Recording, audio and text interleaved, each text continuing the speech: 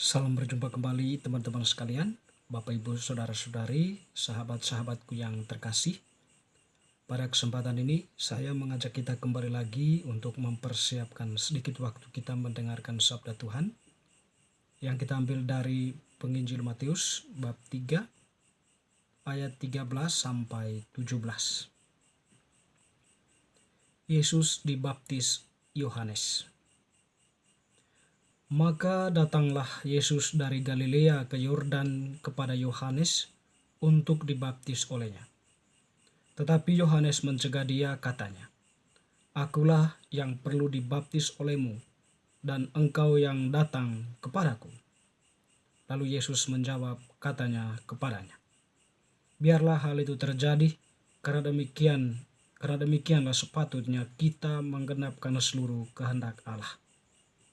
Dan Yohanes pun menurutinya.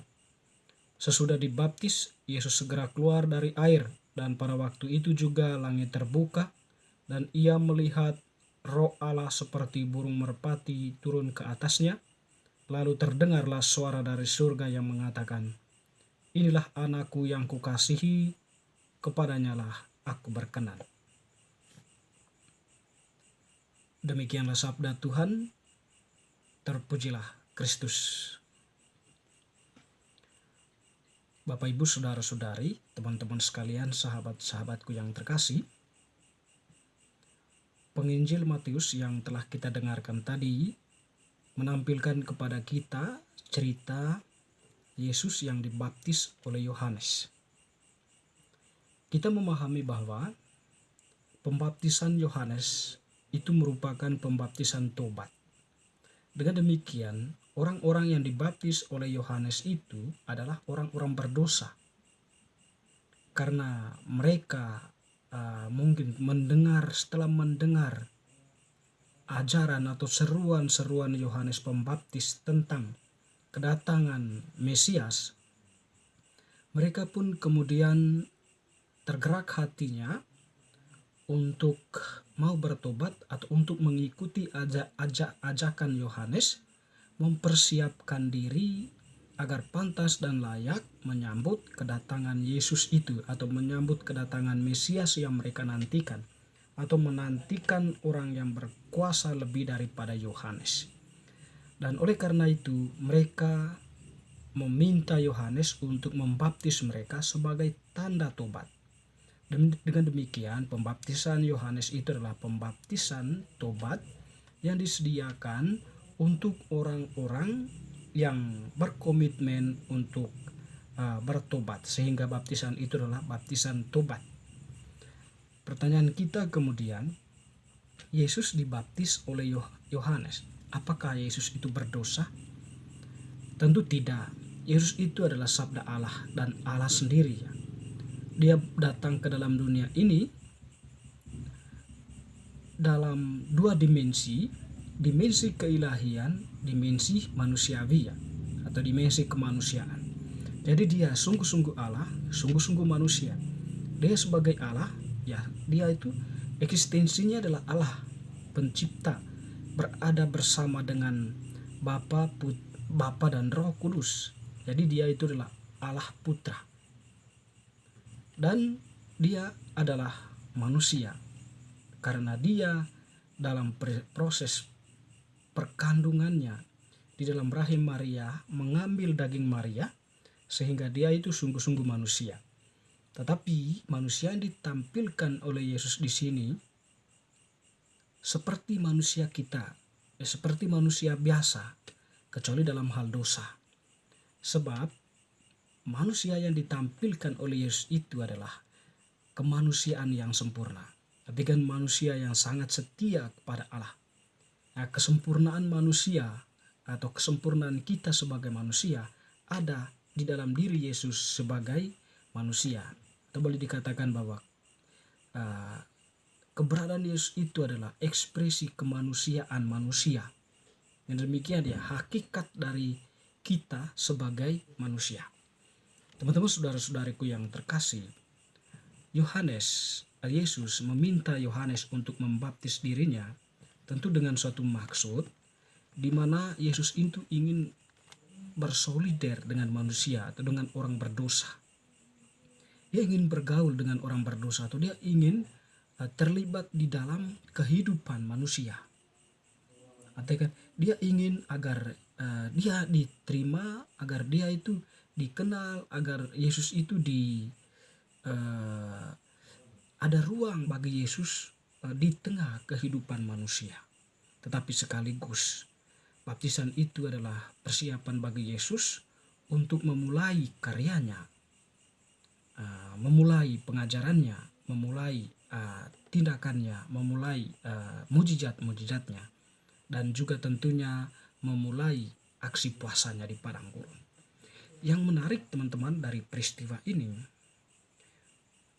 Yohanes ketika diminta oleh Yesus membaptis dia, Yohanes sempat menolak. Sebab Yohanes itu tahu bahwa dirinya itu adalah orang yang tidak mempunyai apa-apa di hadapan Yesus. Karena Yohanes mengatakan, membungkuk dan membuka tali kasutnya pun aku tak layak. Sehingga Yohanes pun mengatakan hal itu, ya, akulah yang perlu dibaptis olehmu dan engkau yang datang kepadaku.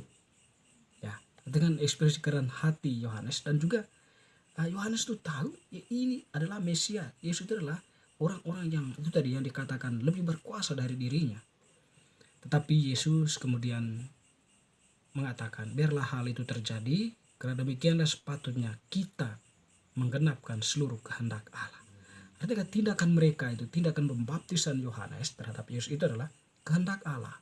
Mereka ingin menggenapkan seluruh kehendak Allah.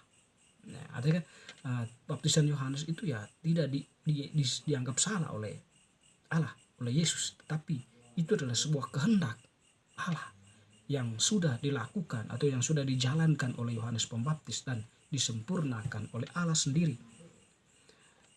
Teman-teman, saudara-saudari yang terkasih, yang menarik dalam peristiwa pembaptisan itu, Allah Tritunggal pun terlibat di sana, atau Allah Tritunggal itu nampak di sana. Di mana dikatakan tadi, sesudah dibaptis, Yesus keluar dari air dan dari langit, dan langit terbuka, dan Yohanes melihat Roh Allah seperti burung merpati turun ke atasnya. Ya, Roh Allah seperti burung merpati turun ke atas Yesus, dan terdengar suara Allah Bapa, inilah anakku yang kukasihi, kepadanya lah aku berkenan.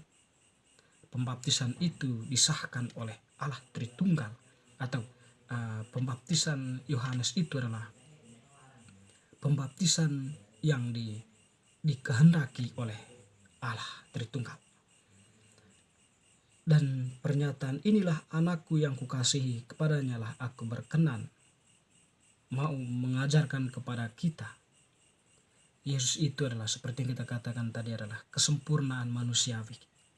Jadi dengarkanlah dia. Jadi apa yang dikatakannya itu adalah kebenaran itu sendiri, kemanusiaan kita.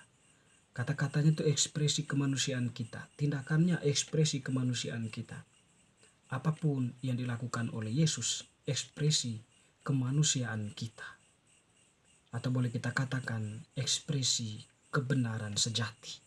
Dengan demikian, Allah Bapa mengajak kita umat beriman, manusia, untuk senantiasa mendengarkan dia. Kepadanya lah aku berkenan. Teman-teman, saudara-saudariku yang terkasih,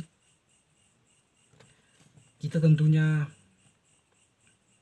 sudah menerima sakramen baptis, secara khusus kita orang-orang Katolik. Jadi sakramen baptis yang kita terima itu merupakan sesuatu yang mulia, dengan sesuatu martabat yang mulia yang kita terima, di mana setelah kita dibaptis, kita kemudian secara rohani diangkat menjadi anak-anak Allah dan disatukan di dalam gereja kudus menjadi anggota gereja.